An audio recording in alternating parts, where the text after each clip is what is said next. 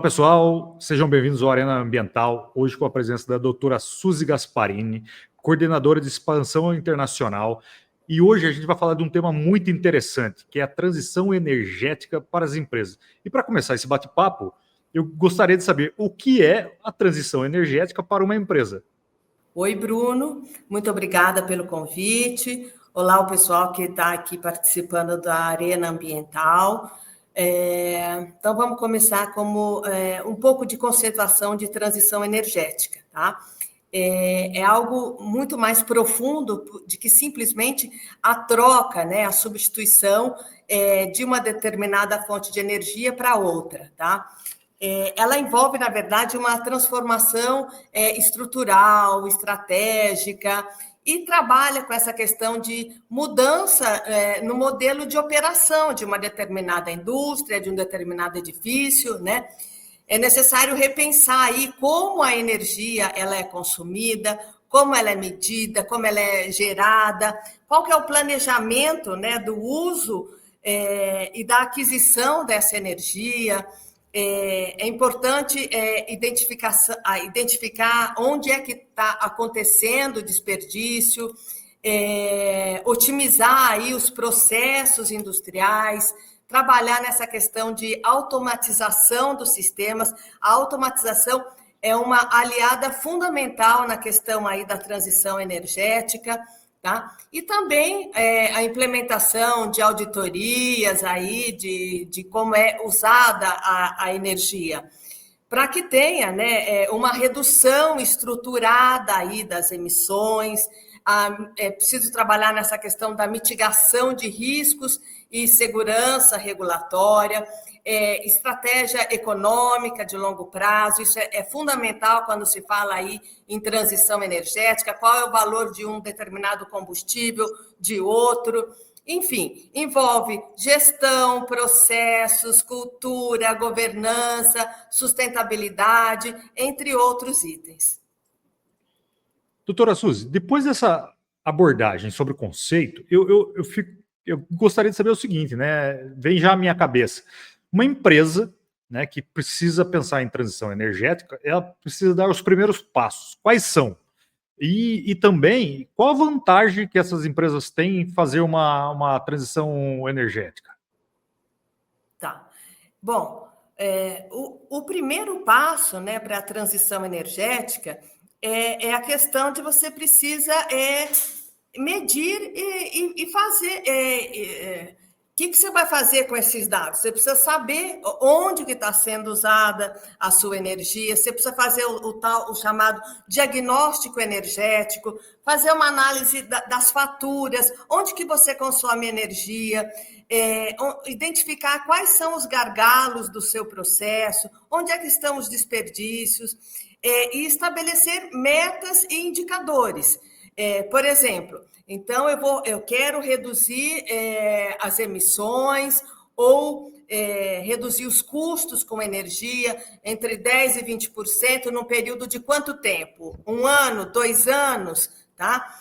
Para diminuir as emissões, ou então eu posso criar KPIs, né? Então, eu consumo tantos quilowatts-hora por unidade, ou tantos quilowatts-hora por metro quadrado, né? Então, é importante você estabelecer essas metas e os indicadores, né? Qual é a determinada as emissões por processos? É preciso criar aí uma governança interna, né, de energia.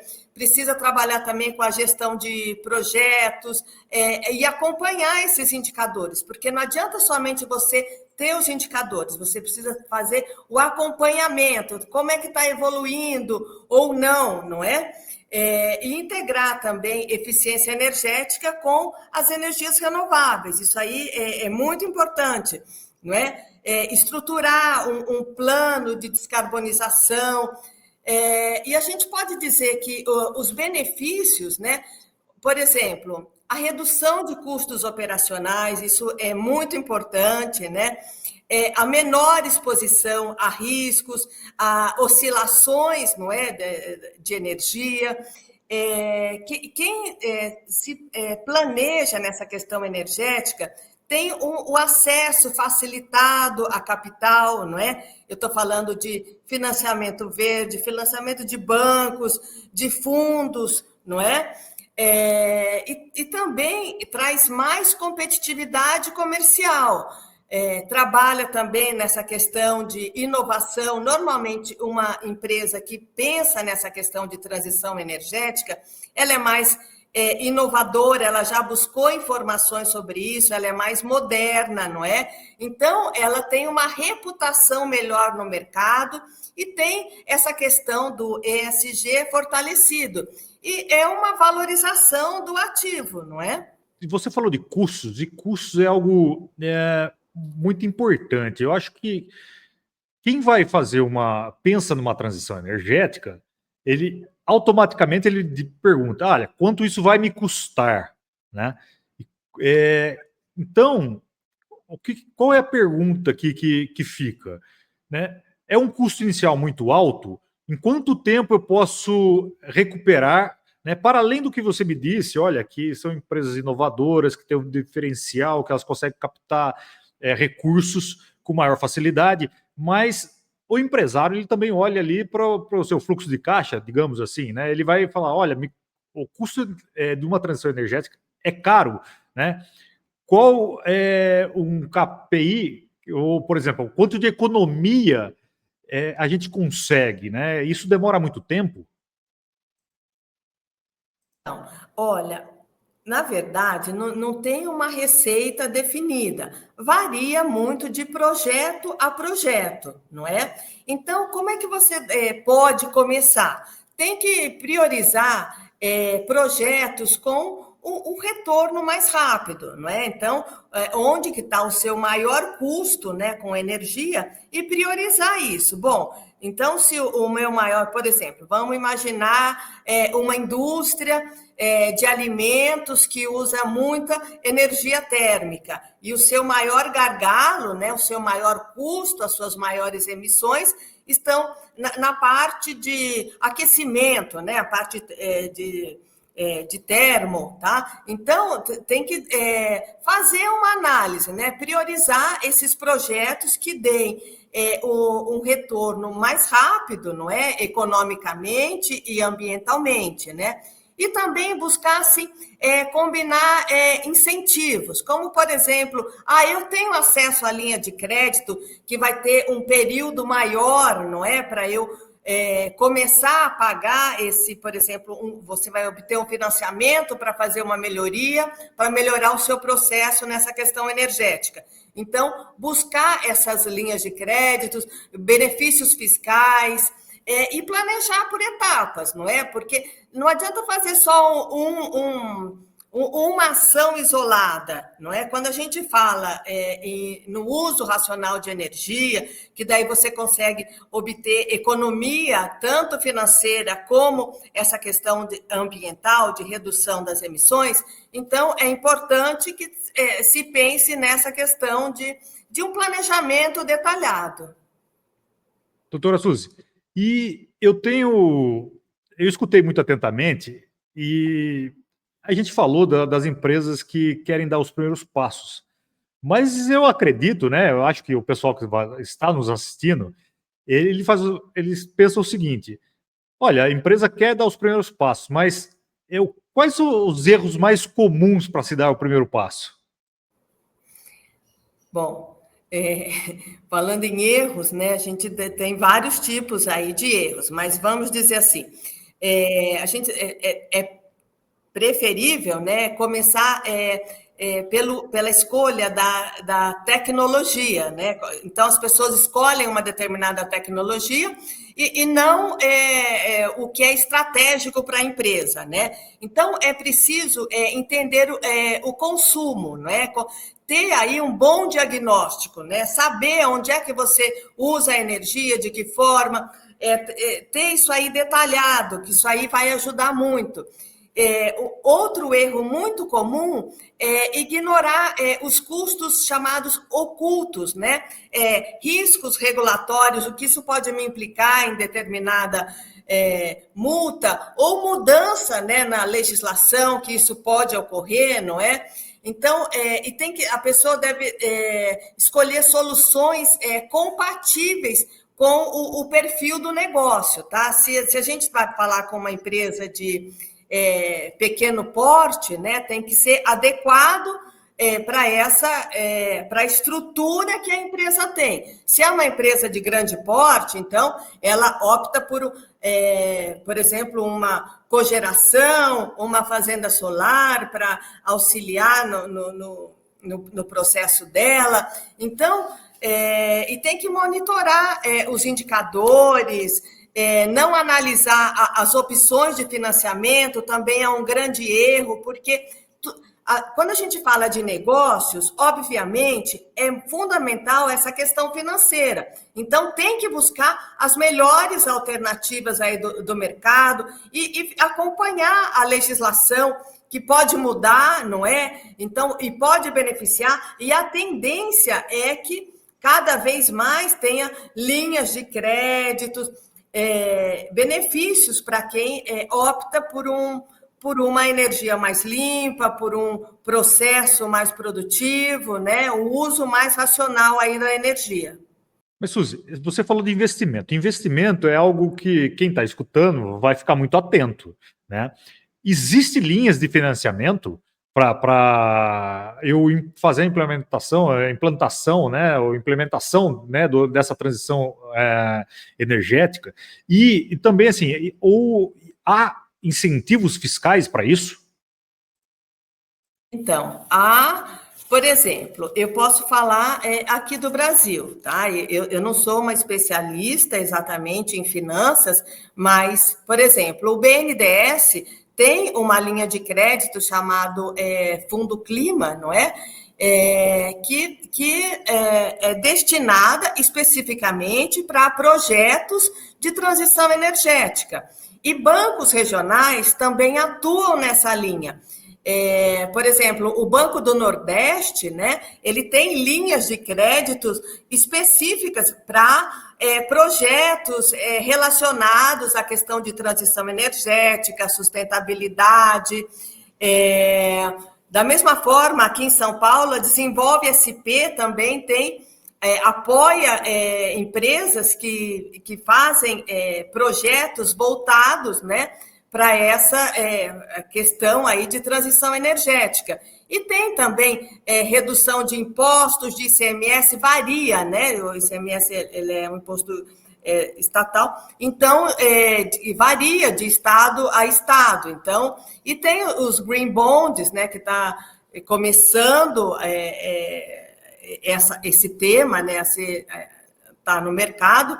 E, por exemplo, em São Paulo, a gente tem muitos novos edifícios que eu vejo lá com o certificado ED, por exemplo, né? Que é um prédio que foi construído usando menos energia, reduzindo o consumo de água. Então, os bancos locais facilitam o crédito para empresas que são mais sustentáveis, para as construtoras que têm projetos nessa linha. Doutora Suzy, agora entrando um pouquinho na questão mais técnica, uma empresa que deseja fazer a transição energética, mas às vezes ela não consegue o investimento, mas ela tem esse desejo de implementar fontes de energias alternativas, né? Ela pode usar duas fontes de alternativas, né, de energias alternativas. Há algum empecilho técnico? E se há algum empecilho técnico, quais são? Pode sim usar solar e eólica, por exemplo, pode, sei lá, se ela tiver alguma outra fonte de energia, mas é importante, né, conectar essas energias, não é? Então, e você também tem que ter uma boa gestão dessas diferentes formas de energia. Tem que conversar uma com outra, não é? Então, você precisa ter um bom controle aí dessa parte e de toda essa parte aí, vamos dizer, energética, não é? Que fala sobre a intermitência aí da variabilidade de geração, por exemplo, a solar, ela funciona, obviamente, quando tem sol, não é? Então, você precisa ter o backup, e se o dia está nublado, muito fechado, a eólica, então você precisa ter essa sincronização aí com as cargas críticas, precisa fazer a gestão da qualidade da energia, né? Cuidado com essa questão das tensões, das harmônicas, do fator de potência. Então, tudo isso precisa ser acompanhado e ter um dimensionamento correto.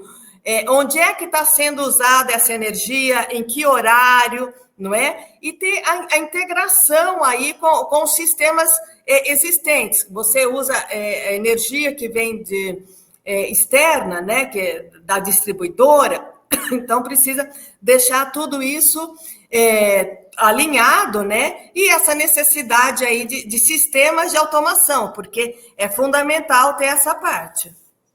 E falando, a gente começou a falar de muitas fontes diferentes na explicação, e eu fiquei pensando aqui, né, ou imaginando, como que a gente garante, né, no processo de transição, que não vai faltar energia, né? Porque eu acho que são procedimentos complexos, mas a gente não podemos parar uma indústria, né? Como que a gente garante que não vai ter interferência na minha linha de produção, por exemplo? Então, isso é um desafio grande e tem que ter sempre essa questão de interconexão aí entre as fontes que você está utilizando, não é? E hoje a gente fala muito dessa questão de, quando a gente fala dessas fontes intermitentes, né, que depende do sol, depende do vento, né, a eólica, solar. Então, de que tenha alguma forma de armazenamento, tá? A gente acompanha, não é, essa evolução dessa questão das baterias. Isso aí, se a gente, vamos dizer assim, pensar um pouco mais adiante, é fundamental que evolua, não é? Essa temática, para que seja possível criar alguma forma aí de armazenamento. Já tem, hoje, é um processo caro, então, mas toda nova tecnologia, no mundo inteiro, ela começa alta, com valores altos. É justamente a demanda, o aumento que faz baixar o preço, não é? E faz com que acabe ficando muito mais competitiva. A gente pode dizer que é uma tendência aí muito forte. Suzy, para além das questões técnicas, eu imagino que exista uma comunicação de todos esses procedimentos, né, dessa transição energética. Pronto, para os stakeholders, por exemplo, como que a gente garante uma transparência nessa comunicação? Bom, é fundamental, né, que essa comunicação ela seja feita aí de forma clara, objetiva e baseada em dados, não é? Então, é importante que se divulgue as metas, né, da empresa, né, da companhia, os indicadores aí de desempenho, né, os chamados KPIs, o inventário de carbono, tem inventário de carbono, como é que as reduções que já foram alcançadas, e também olhar para o futuro, quais são os próximos passos, né? E nessa linha, o uso aí de relatórios padronizados, como, por exemplo, o protocolo GHG, as metas aí de ESG, isso aí precisa estar em painéis de resultados, no relatório anual da empresa, o relatório de sustentabilidade, precisa ter atualizações periódicas e exemplos aí concretos, né, de projetos.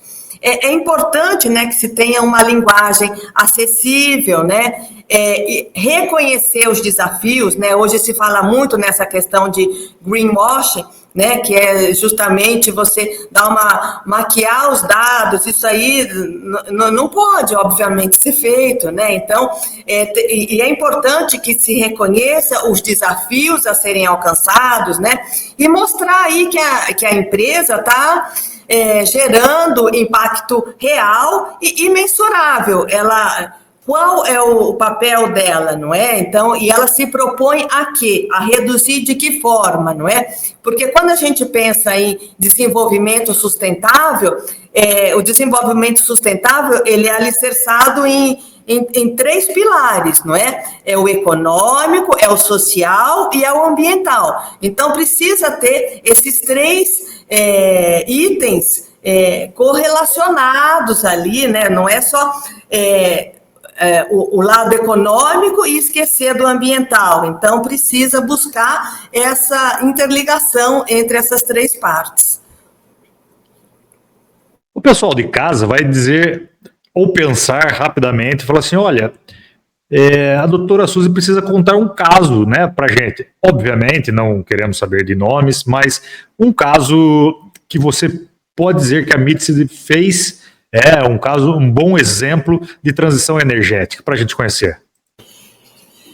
Tá. Olha, a Mitsid, ela é uma empresa que ela já tem, vai completar agora 12 anos de mercado. E nesses 12 anos de mercado já foram aí mais de 400 projetos, tá? Tanto com essa parte aí pública, a gente apoia, né, governos, entidades a desenvolverem, né, projetos aí relacionados à transição energética, como também para indústrias e dos mais variados setores. Fica um pouco difícil aí no meio de 400 projetos a gente pegar um, mas de maneira geral, quando a gente fala em transição energética, em redução do consumo de energia, o que a gente busca? Usar uma menor quantidade de energia para realizar o mesmo trabalho que previsto, né? Então, é fundamental que se trabalhe esse aspecto, não é? De combinar essas coisas todas para darem um bom resultado. Doutora Suzy, a gente vai chegando ao final, né? Mas eu gostaria que você falasse um pouco dos trabalhos da MITSI, ok? Porque é importante, né? Você fez uma explanação clara de transição energética para as empresas, mas e os trabalhos desenvolvidos pela MITSI, né? O que é a MITSI? Você pode falar um pouquinho da vossa empresa? Sim. Então, a MITSID, ela é uma empresa que nasceu em 2014, ela nasceu em São Paulo e hoje nós operamos em todo o Brasil e também temos um escritório no Canadá. A MITSID, ela desenvolve projetos tanto no Brasil como em diversos países aí da América Latina, na África. Nós recém concluímos um trabalho em Cabo Verde que trabalha com essa questão das edificações, a regulamentação, não é, das edificações. Então, é muito importante a gente trabalhar com essa questão de como é que se trabalha essa questão da normalização, tá? E também a gente faz trabalhos, por exemplo, de estudos, como é que está sendo feita a digitalização energética aqui na América Latina, qual que é o escopo disso, a gente vê também, a gente trabalha também, a gente recém concluiu um trabalho para o Pacto Global, que é relativo essa questão de mobilidade, biomassa, elétrica, qual que vai ser o futuro, não é? Porque o transporte público, o transporte de maneira geral é um dos setores que mais contribui aí para as emissões. Então, é necessário que se olhe com muito cuidado o que precisa ser feito nesse setor, quais são as alternativas, né, para a gente ter um futuro melhor, não é? Com baixas emissões, não é? E cada vez mais eficiente.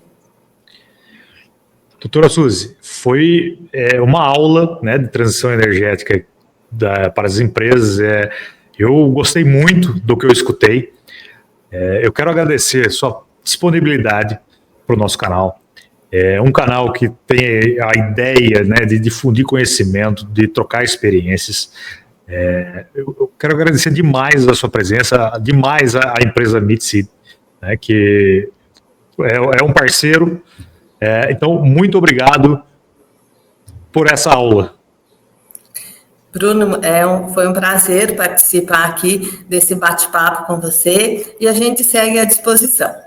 Muito obrigada. Muito obrigado, até mais.